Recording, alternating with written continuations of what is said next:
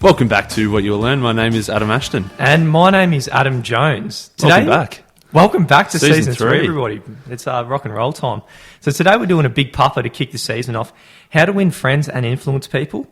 The Only Book You Need to Lead You to Success by Big Bad Papa Boy Dale Carnegie. Mate, this is an old book. I believe 1936 was first published. So it's 8 decades old. It's perennial. It's been a long time bestseller. A lot of people get a lot out of it.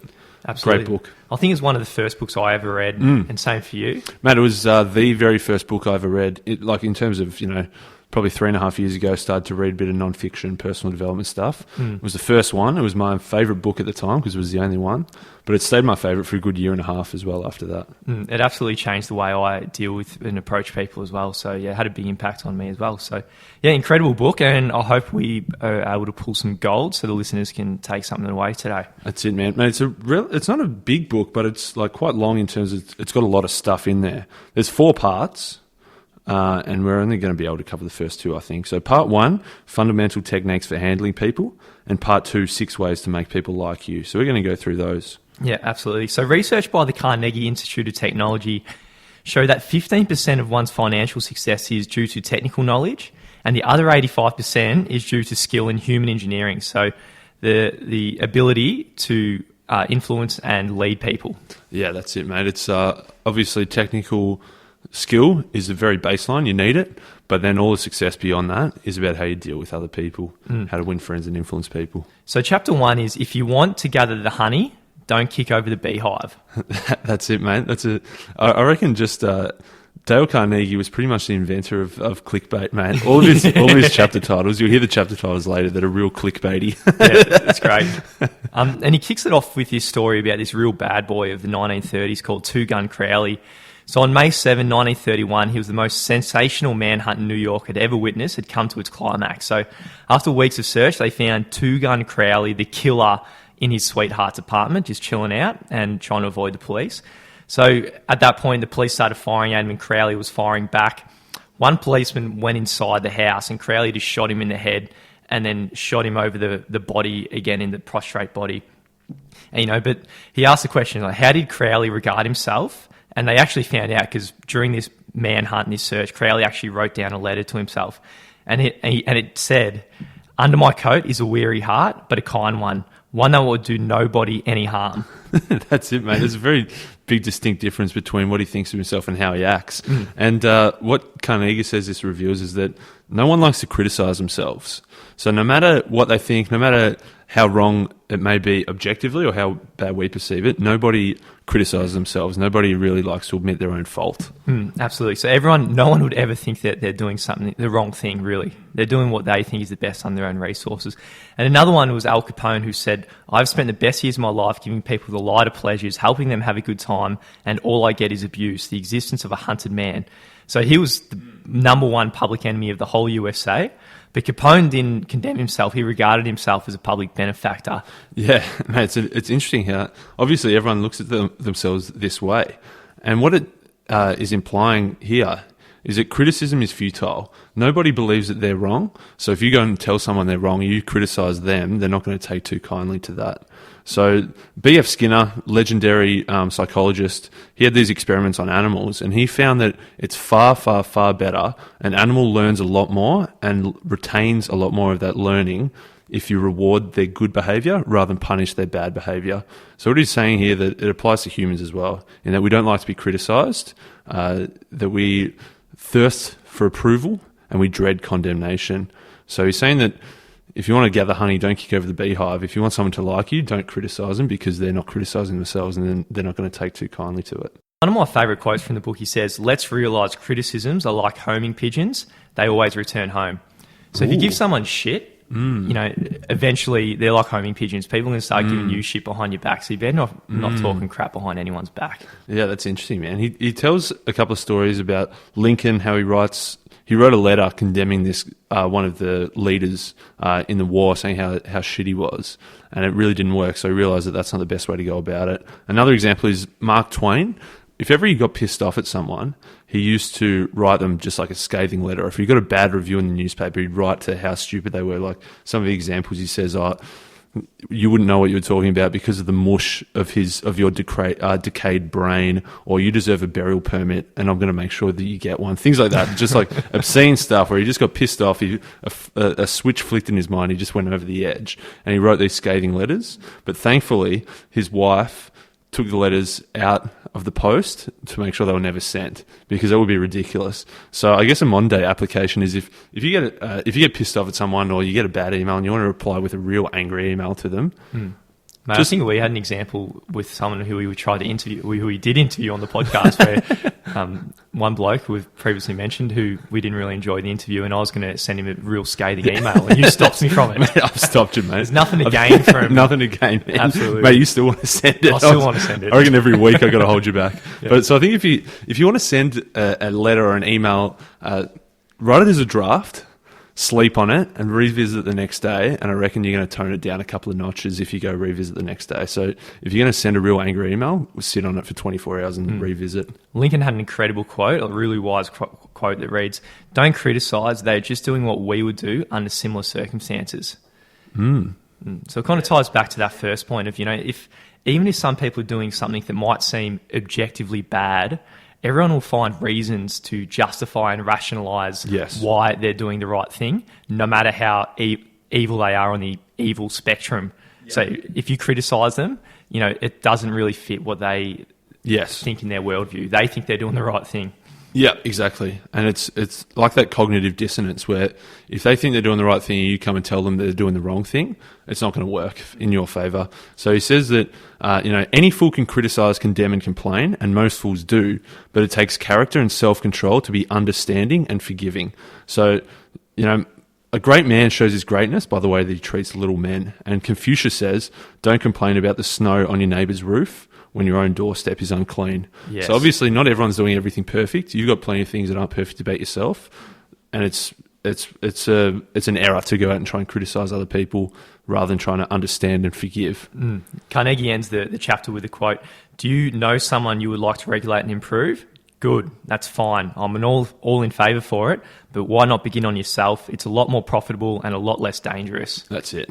Very true, mate. So that's principle one. Don't criticise, condemn or complain. Fantastic. Mate, chapter 2, the big secret of dealing with people. So there's only one way under high heaven to get anybody to do anything. That's by making the other person want to do it in the first place.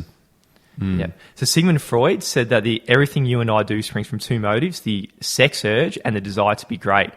And the deepest urge in human nature is the desire to be important. Yes, exactly, man. Lincoln says that everybody likes a compliment. William James said the deepest principle in human nature is the craving to be appreciated. It wasn't like a longing or a want or a desire. It was the craving to be appreciated. And just to double up on what you said, the deepest urge in human nature is the desire to be important. Yeah.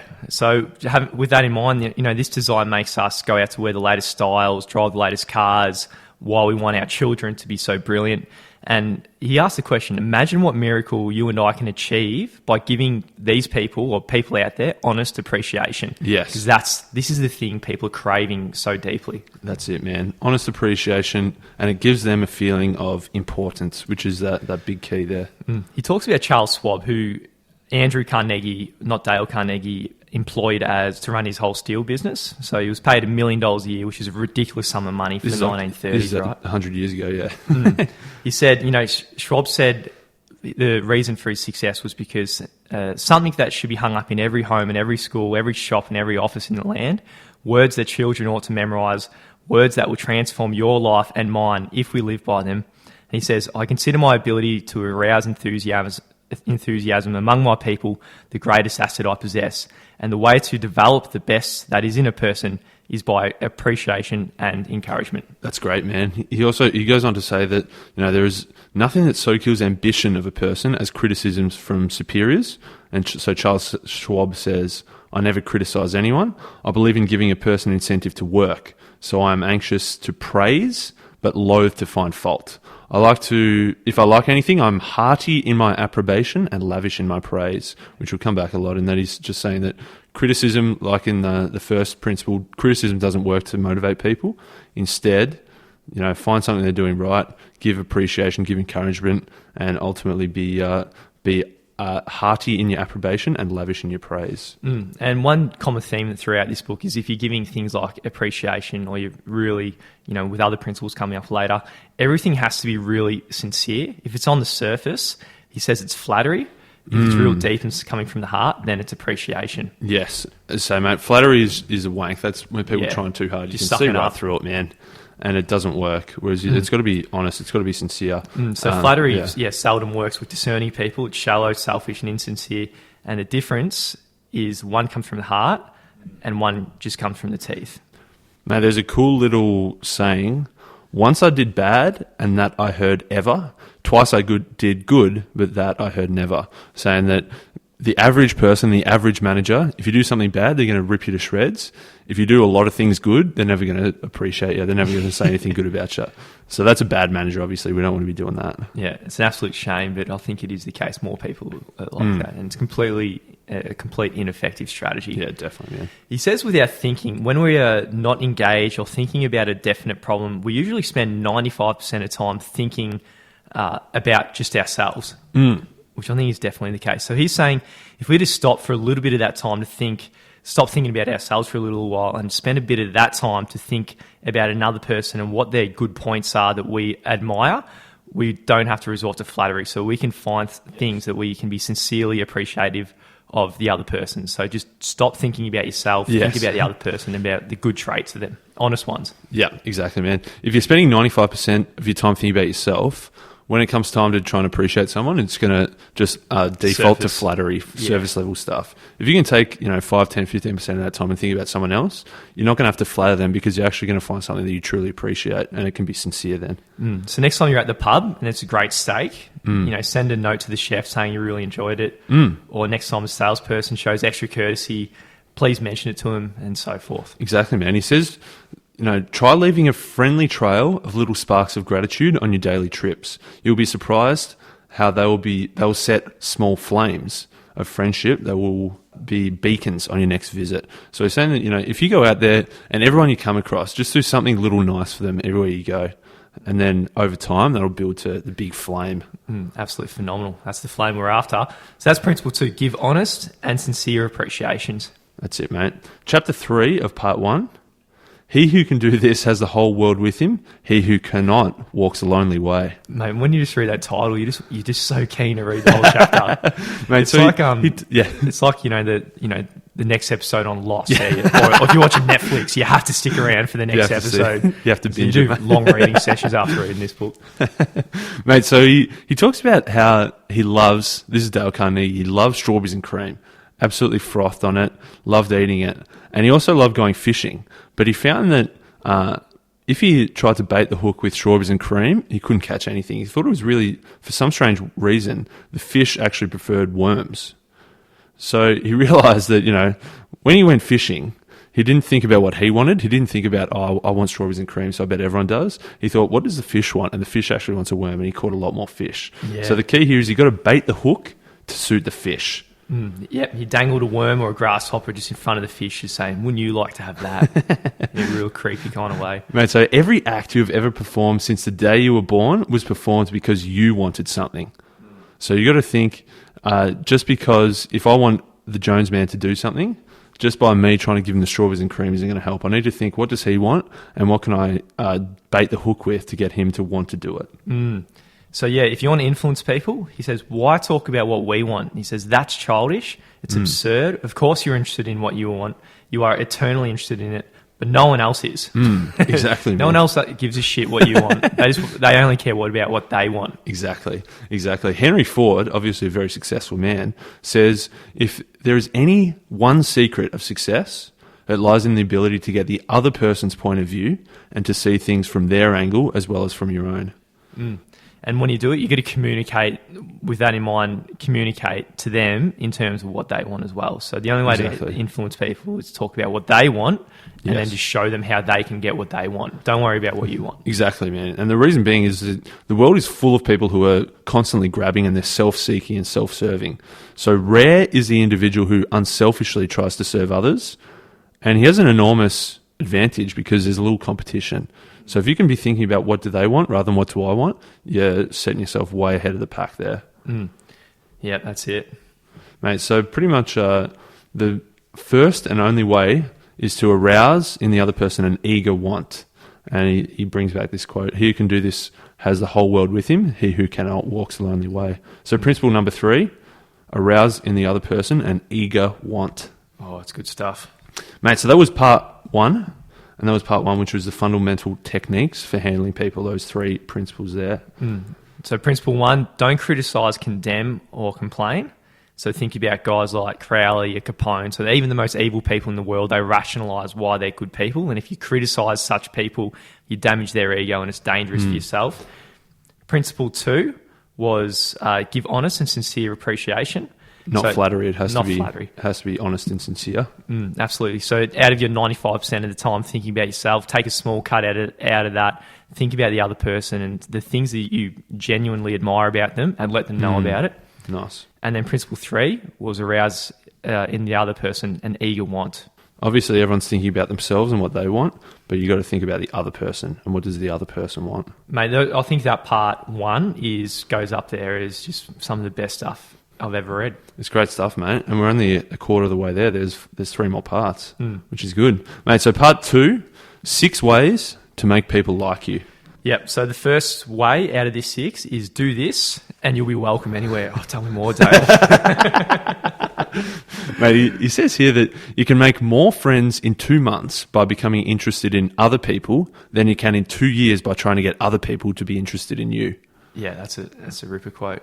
It's very true, man. You got to be looking to be. In order to be interesting, you got to be interested first. And he says this in terms of dogs, man, and this is so true. He said, "Did you ever stop to think that a dog is the only animal, out of humans included, that doesn't even have to work for a living?" Yeah.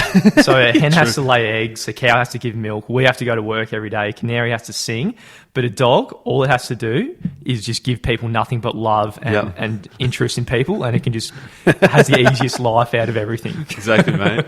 Lay around all day, get fed. Yeah. Doesn't have to do anything. It's phenomenal, mate. He says it is the individual who is not interested in his fellow men who has greatest difficulties in life and provides greatest injury to others. It is from among such individuals that all human failures spring. Exactly, mate. So those guys who aren't interested in people at all, they're just idiots. That's it, man. If you merely try to impress people and get other people interested in us, we'll never have many true, sincere friends. Real friends are not made in that way of just trying to impress people, trying to get other people to like us, trying to get other people to be interested in us. Instead, we've got to be looking at externally, looking what about other people can I learn? And there was a quote from Ralph Waldo Emerson: "Every man I meet is my superior in some way, in that I learn of him." So everyone you meet, and this has come up in a lot of books before as well, everyone you meet is going to be better than you at something. And so it's up to you to be interested in them, in that you can learn something from them. Yeah, I absolutely love that. So yeah, that's the trick. You've got to become genuinely interested in other people. So if you're walking down the shopping centre and the person you haven't seen in 7 years since year 9 walks through, you don't just like put your head down and walk past and pretend you didn't see them. Yeah. That's the opposite. The other way is you turn around and you go with a big smile, you go up to him and go, hey, Johnny, I haven't seen you in 8 years. I'm probably not going to do that myself yet. I'm not at that level. But if you're taking principles from the book, or, if someone calls you, when you answer the phone, give them a hello as if you're glad that they called you and you're glad to speak to them. So just showing genuine interest that, they're reaching out to you. That's it, mate. The Roman poet Publilius Cyrus said, "We are interested in others when they are interested in us." So principle 1 of the 6 ways to get people to like us is to be genuinely interested in other people. Yeah, really good. Chapter 2, a simple way to make a good first impression. He says, action speaks louder than words. So, and this is all about smiling. And when you smile, it's saying to someone subconsciously, I like you, you make me happy, and I'm glad to see you.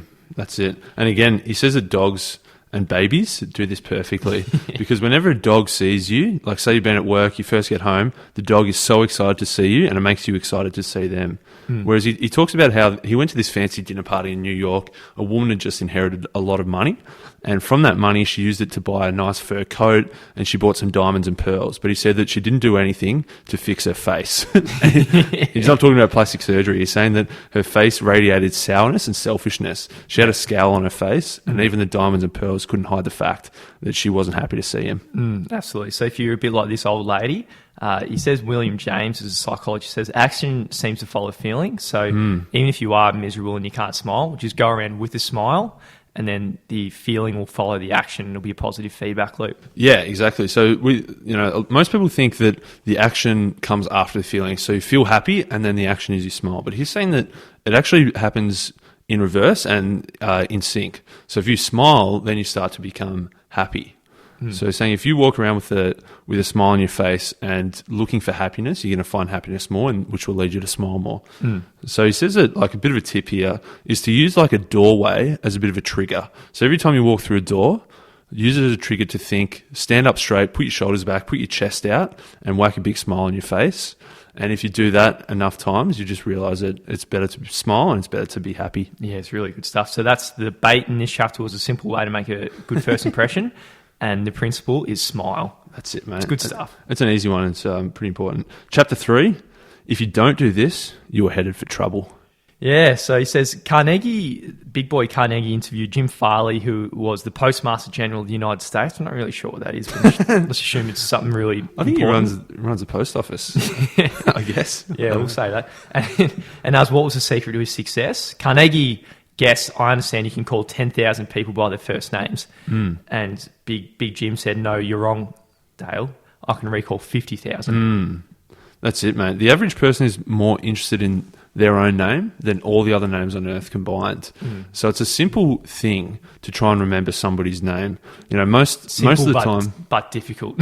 Simple, yeah, mate. Most of the time, if you can put yourself in this situation, which I'm sure everybody's been in hundreds of times, you're at some kind of event, you meet someone, you introduce them, you shake hands, you say each other's name. Probably within 1 minute of talking, you've forgotten what their name is. Yeah. And it makes it very, very awkward to come back from that.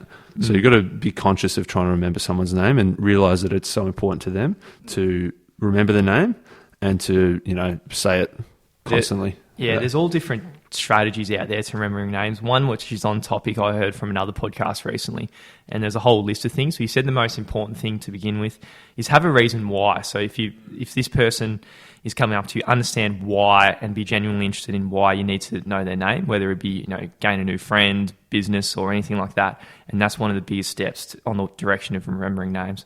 That's it, mate. That's sort of, it was a pretty short one for me, a shorter chapter. But principle 3, remember that a person's name to that person is the sweetest and most important sound in any language. So consciously try to remember names and use it. And if someone remembers your name, you do really appreciate it. And on the same end, it's so bloody awkward if they remember your name and you don't. It's nothing worse than that. Man, it definitely harks back to one of the things we said earlier, that the biggest driver is that need to feel important. And if you remember someone's name and use it, it gives them that sense of a feeling of importance. Yeah. So that's principle 3. The fourth one is with debate, an easy way to become a good conversationalist. Now, he talks about he was at this party. There was a kooky old dude that no one was really talking to because he had all these wacky stories of things he'd done in life. And so Dale went over to him and just asked him questions, became interested in him, asked him a lot of questions, talked to him for hours, and realised that he didn't talk anything about himself. He just kept asking questions about this other guy. The next day, the guy hit him up again and said, that was the best conversation I've ever had. You're the best person I've ever spoken to. It's incredible. He's got another similar story here. He was at a party and this lady came up to him and asked, "Oh, Mr. Carnegie," she found out that Carnegie's been travelling Europe. She asked him, "Oh, tell me about the wonderful places you visited and you've seen in Europe." And then she sat down and then she mentioned she returned from Africa. So Carnegie just turned it on her, spoke about Africa. "Oh, Africa, how interesting." And she spoke for about an hour about Africa. And he says the whole reason her question in the first place was asking about Europe was so Carnegie could start talking about Africa to expand her own ego. Yeah. So, he let her expand her own ego through just, being interested in her journey. Yeah, exactly. And similar conclusion, she said to everyone, he's the most stimulating and the most interesting conversationalist, when he really didn't really probably say much at all. Yeah, exactly. Even though, it says here that being like they think you're a good conversationalist when really all you were was a good listener. Yeah. So this was a cool thing here. He says, if you want to know how to make people shun you, to laugh at you behind your back and even despise you, here's the recipe. Never listen to anyone for long. Talk incessantly about yourself. And if you have an idea whilst the other person is talking, don't wait for them to finish. Just bust right in, interrupt them in the middle of a sentence. So if you want someone to laugh at you, shun you, or despise you, then that's the way to do it. Oh, absolutely. He says people are so concerned about what they're going to say next. And I think this is one of the best takeaways of the book. But people are so concerned about what they're going to say next that they do not keep their ears open. So very important people have told me that they prefer good listeners to good talkers, but the ability to listen seems rarer than almost any good trait. Definitely. It is true. So before reading this book, I never listened to someone. I'd always be thinking in my head, what am I going to say next? What am I going to say next? But after reading this, you can actually just genuinely listen to the other person. And it really, just doing that and that change can absolutely change your life. So true, man. It's again like sort of 7 habits: seek first to understand, then to be understood. It's important to listen first and speak second. He says a person's toothache means more to them than a famine in China, which kills 1 million people. Mate, everyone's selfish, but that's true, mate. That's true. Mate, I wouldn't put some people like Peter Singer in that category. Mate, Peter Singer wouldn't care about his toothache. Mate, so he says if you aspire to be a good conversationalist, be an attentive listener. To be interesting, be interested.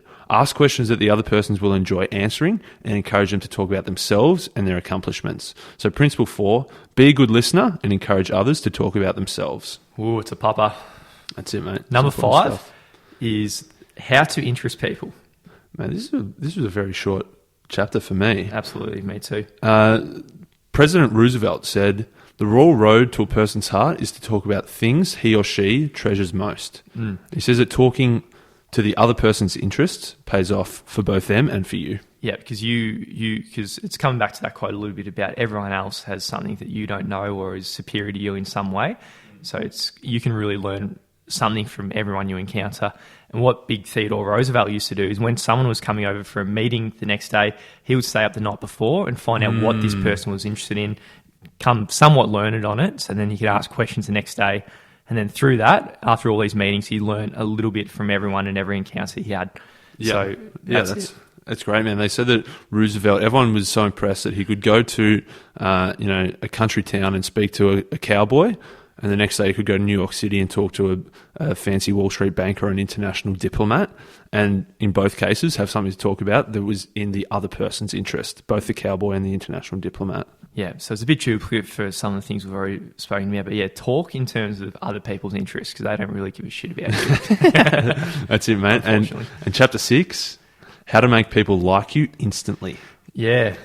So, just as an example, so Carnegie one day was in the line of the register at the post office, and the little skinny pimply teenager, he had a nice head of hair, but he was pimply and just looked really miserable in his day-to job. And Carnegie you can imagine that at the post office, there's probably been 15 people in line. Half of those people complained it was too expensive. Half complained about how long the line was, how this little kid was doing a shit job and all this stuff. And he would have been pretty down about himself. Yeah, so Carnegie thought to himself, you know what, I'm going to make this person like me.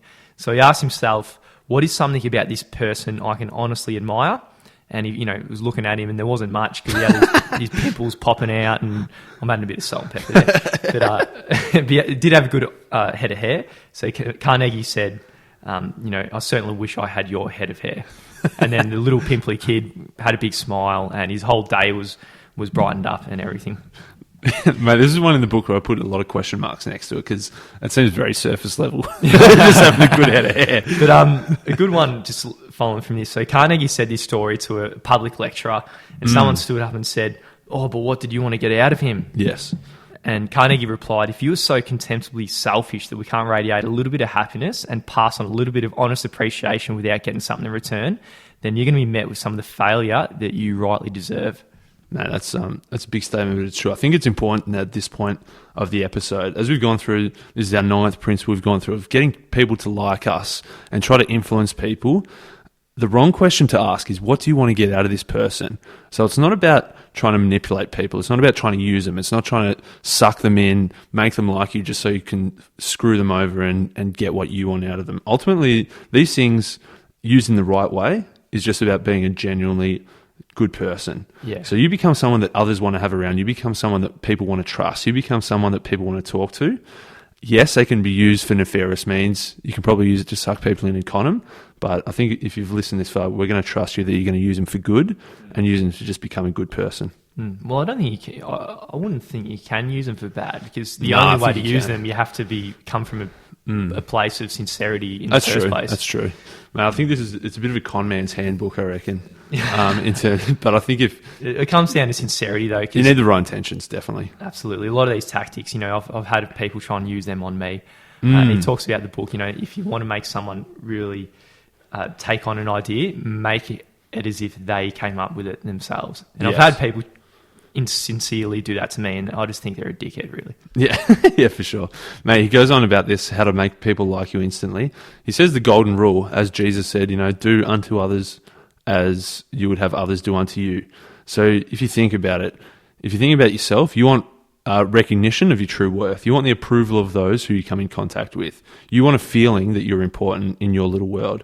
You don't want to listen to cheap, insincere flattery, but you do crave sincere attention. So if you think about all these things that you want, other people want them as well. And he says, importantly, you don't have to wait until you're the ambassador of France or you're the head of the clam bake committee of your local chapter to use these philosophies. He says that anybody can use this magic any day. So you don't have to wait till you become important to try and make others feel good. You can do it right now. Mate, I remember straight after I read this book, I was working at a pub at the time, the pub me and you both worked at, called the Tudor Inn in Cheltenham. And there was this guy who walked in and he just sat at the bar by himself at the end of the bar, all lonely. And I chatted to him for about an hour, talking about him working on the fish on the dockyards, and he went in really miserable, and he walked out one of the happiest, glowing. Yeah, nice. Probably he's been in a long time, but it's just using principles in this book, and it does, help other people. Exactly, man. And just to hark back to earlier, we said that that feeling of importance is one of the biggest drivers. The principle 6 is make other people feel important and do it sincerely. So that's the end of part 2, which was the 6 ways to make people like you. Just as part 3 is how to win people to your way of thinking, and part 4 is be a leader, how to change people without giving offence or arousing resentment. But obviously, mate, we're halfway through the book, and this is a regular length episode, so we'll have to leave you to read those for yourself. Yeah, definitely, it's a must read for everybody. Mate, so it was the very first book I read, and for a year and a half, it was my favourite book. Mate, reading it the second time, I think there was a lot of stories and a lot of old examples that didn't resonate with me the second time around. But I think if it's one of the first books you read, or the first time you're coming across this material, I think it's super important. Yeah, it's basic stuff. It's stuff that you can apply right away, and I think it's really important to win friends and influence people. On the surface level, before you buy the book, you read this whole How to Win Friends and Influence People. It sounds like it's all about... Sounds cheesy. It sounds cheesy and somewhat all about manipulation, but it's not. It's just being a good person. Definitely, mate. So we just recently went back and did our personal ratings out of 10 for all the books we've done so far. I'm going to give How to Win Friends and Influence People a 9 out of 10, which is pretty high. I reckon before reading it the second time, it would have been a 10 out of 10 just from the bias that I've held for the last 3 years. I'll give it a 9 out of 10. Yeah, I'm going to go an 8.5 out of 10. Mate, there's no halves. It's an 8 or a 9. Mate. Okay, we'll go 8. 8. We'll round it down. Yeah. This is the new putting in the ratings, so we're just figuring that out. But yeah, if you go to the website, you got we've done a lot of work over the break to put in ascending and descending order my favourite whole list of books we've done. Same for you, Astro. So it's always going to be updated live, so you can just... if you're just hearing now and you want to find out what the best ones or the worst ones, you can find on the website. We're going to give you our ratings, I reckon, from here on, and you can go back to all the old ones. So, no song. This is the time we usually do a song. The song's dead, and we're doing something different. We're actually going to give away a book a week at the end of every episode now, rather than the song. So yeah, mate. Some people like the song. Some people hated the song. I think everyone's going to love getting the potential for getting a free book. So we're going to give the book away each week, and it's going to be based on either our favourite iTunes review of the week, or our favourite survey of the week, or our favourite social media share of the week. So all of those things can be done, and we'll have a few of the links to the show notes of things like the survey. whatyouwilllearn.com/survey. Absolutely. So, one of the week, the best one of the week this week was by MJ in Bermuda, and she says the title, "What You Will Learn a Lot." So, nice. So this is an iTunes review. What you will learn a lot, and I like it. So I'm not the demographic for these guys. I'm an almost 50-year-old African Caribbean woman who can do without some of their crap. However, I'm a lifelong learner, and these podcasts feature amazing books, and you learn a ton. Plus, even from time to time, these guys are full of crap. They are authentic and entertaining. Basically, I am an unlikely fan. Thanks, guys. Highly recommend this podcast. It was a 5-star review. We like that from MJ. There is a bit of crap in here. There is. But hopefully there's some good stuff. Yeah. So cheers, MJ from Bermuda. Email us, podcast@whatyouwilllearn.com, and we'll discuss how you can get your copy of How to Win Friends and Influence People. Send it over. Fantastic.